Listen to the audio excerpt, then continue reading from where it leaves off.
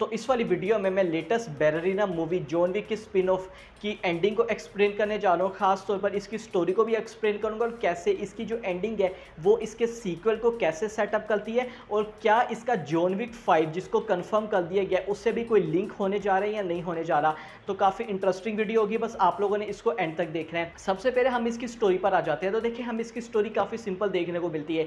Ewe मकारो नामी हमें एक लड़की देखने को मिलती है।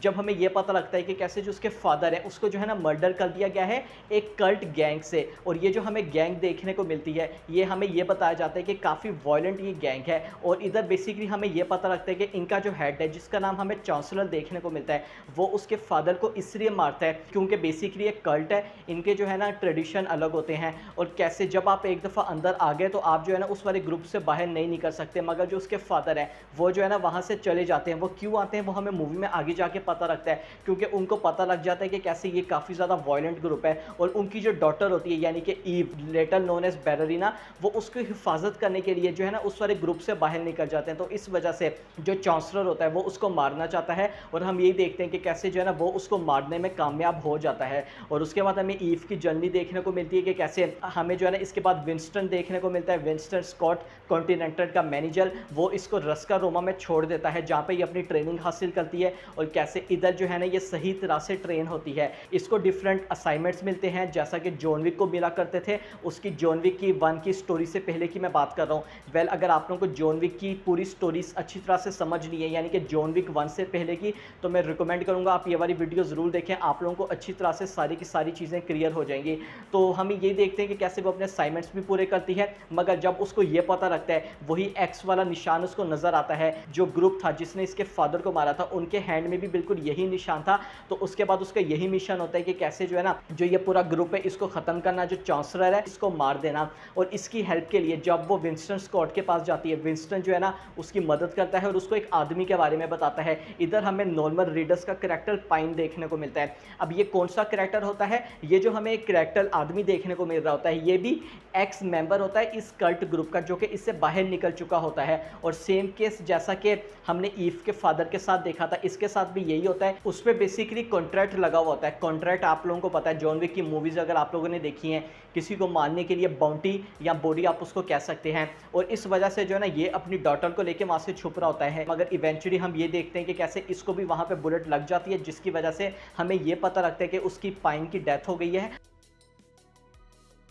उसके बाद हमें पूरी मूवी में ये देखने को मिलता है कैसे जो ईव मकारो होती है कितने ज़्यादा आदमियों को मारने के बाद फाइनली जो है ना वहाँ तक पहुँच जाती है जहाँ से इसको चांसलर की लोकेशन पता लग जाती है। इसको मारने के लिए ये उस वाली लोकेशन पर पहुँच जाती है। मगर इधर हमें एक ट्विस्ट देखने को मिलता है। वो क्या देखने को मिलता है? जो ही वो वहाँ पर पहुँचता है हमें जो कि चांसलर देखने को मिलता है। और अगर आप लोगों ने भी मेरे ट्रेलर ब्रेकडाउन वाली वीडियो देखी है, मैंने उसमें ये वाली चीज़ बोली थी हमें नेगोशिएशन टाइप या कोई डील टाइप चीज़ देखने को मिल सकती है, जो कि हमने जॉन विक की हर मूवी के एंडिंग में, खास तौर पर जॉन विक 3 हो गई या जॉन विक 4 हो गई, उसमें ऐसी चीज़ देखी थी। जॉन विक 2 में भी कहीं ना कहीं इधर जो चांसलर होता है वो फ़ोन करता है द डायरेक्टर और कैसे वो उसको ये कहता है कि जो ईव है इसको जो है ना यहाँ से ले जाओ, क्योंकि इन दो ग्रुप्स के दरमियान काफ़ी अरसों से ना हमने इंटरफेयर नहीं किया और अगर लड़ाई हो गई तो ये जो जंग है ये काफ़ी अरसों तक, काफ़ी मुद्दतों तक जारी रहेगी। तो उसके जवाब में डायरेक्टर क्या करती है, वो इधर भेज देती है none other than Baba Yaga also known as the boogeyman को, इस वाले मसले को हल करने के लिए। और उसके बाद हमें जो है ना कन्फ्रंटेशन दिखाई जाती है जॉन विक की और ईव की यानी कि बैलरीना की। और इधर जो हमें मेन चीज़ पता रखती है, ये वाली चीज़ समझने वाली है, जॉन विक को इधर क्यों भेजा गया होता है जो ईव है इसको मारने के लिए। देखें ये वाला सवाल अब होना नहीं चाहिए कि जो डायरेक्टर है वो ईव को यहाँ पर क्यों मारना चाहेगी। ये हम सबको पता है कि दो ही चीज़ों पर जो है ना यहाँ पर जॉन विक की फ्रेंचाइज में हमें देखने को मिलती है, रूल्स एंड कॉन्सिक्वेंसेस। तो इसका यहाँ पर ये आंसर है। मगर जो जॉन विक होता है वो उसको जो है ना नहीं मारता, वो उसको ये कहता है, टाइम देता है कि अगर इस टाइम ड्यूरेशन तक तुमने उसको मार दिया तो सही है, तुम अपने रास्ते में मैं भी अपने रास्ते में, मगर अगर ऐसा नहीं हुआ तो मुझे जो है ना तुम्हें मारना पड़ेगा। अब जॉन विक ने ऐसा क्यों किया, तो देखिए इसकी काफ़ी सिंपल और रीजनेबल आंसर है। उसको उसमें जो है ना अपना सेल्फ भी कहीं ना कहीं दिखा है, क्योंकि जॉन विक का हमें पता है उसकी स्टोरी स्टार्ट ही रिवेंज से हुई थी, जब उसका जो डॉग है it wasn't just a puppy उसको मार दिया गया था। उसके बाद बाद आप लोगों को पता है रिवेंज में ही जो जॉन विक की स्टोरी है वो इधर हमें देखने को मिलती है। और जब उसको पता लगा कि बैररीना यानी कि ईव मकारो की भी स्टोरी यही है, वो अपने फादर के रिवेंज ले रही है, तो कहीं ना कहीं उसके दिल में भी रहम आ गया था। तो उसके बाद हम देखते हैं जो ईव होती है वो इसका पूरा फायदा उठाती है, वो कैसे जो चांसलर के लोग होते हैं उसको मार देती है। और इधर उसको एक और चीज़ पता लगती है, हमें एक लड़की देखने को मिलती है। जब हमें रेटर नोन एज ये पता लगता है कि ये वाली लड़की जो कि चांसलर के अंडर काम कर रही थी, ये ईव की हमें सिस्टर देखने को मिल रही है।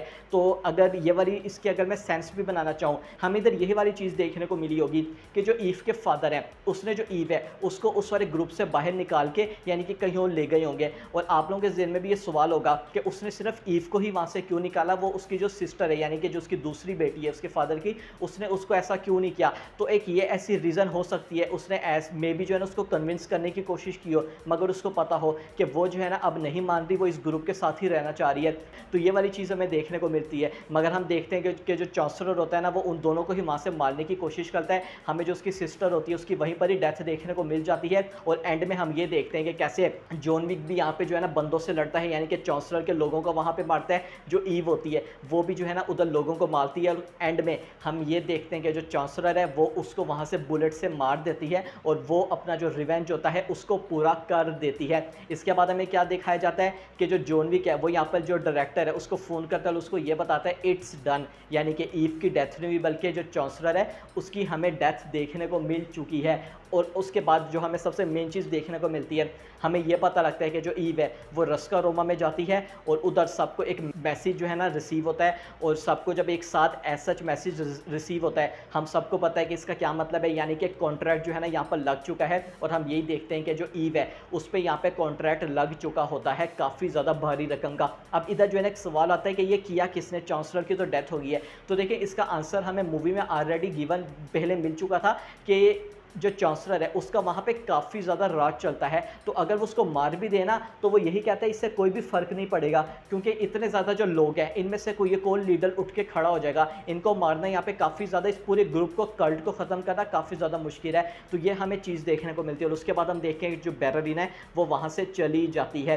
काइंड ऑफ आप कह सकते हैं हमें जॉन विक 2 की जैसे एंडिंग देखने को मिली है, बिल्कुल वैसे ही एंडिंग इन लोगों ने यहाँ पर दिखाई है। अब हम इधर बात कर रहे हैं कुछ चीज़ों की। सबसे नंबर 1, ये बैररीना के फ्यूचर को कैसे सेटअप करती है। तो देखिए फ्यूचर को तो इन लोगों ने काफ़ी अच्छे से सेटअप कर दिया है इस वाली चीज़ को दिखा के कि कैसे अब उसके सर पर यानी कि उस पर कॉन्ट्रैक्ट लग चुका है और काफ़ी ज़्यादा लोग जो है ना उस पर आ रहे हैं, यानी कि उसको मारने की कोशिश कर रहे हैं पैसों के लिए। और सेम केस ऐसा हमने जैसा कि जॉन विक 2 की एंडिंग में देखा था, जब सब लोगों को मैसेज आ गया था, यानी कि जॉन विक पे जब कॉन्ट्रैक्ट लग चुका था उसको सब लोग मारने की कोशिश कर रहे थे और वो कैसे वहाँ से भाग रहा था, I will kill them and I will kill them आर, हमें वो वाली जो चीज़ देखने को मिली थी। सेम केस हमें बैररीना के साथ भी देखने को मिल सकती है कि कैसे जो है ना अब वो इन सब को मार रही है। और मे भी यहाँ पर मैंने जैसे कि बोला ना फ्यूचर इन लोगों ने मूवी में जो अच्छा काम किया है कि बैररीना कैरेक्टर को तो पूरा अच्छी तरह से सेटअप कर दिया है। अब हमें इसका अगर सीक्वल नहीं भी देखने को मिलता, well that depends a lot on the box office of this movie, जो मैं होपफुल हूँ और होप करता हूँ कि अच्छा ही हमें देखने को मिले।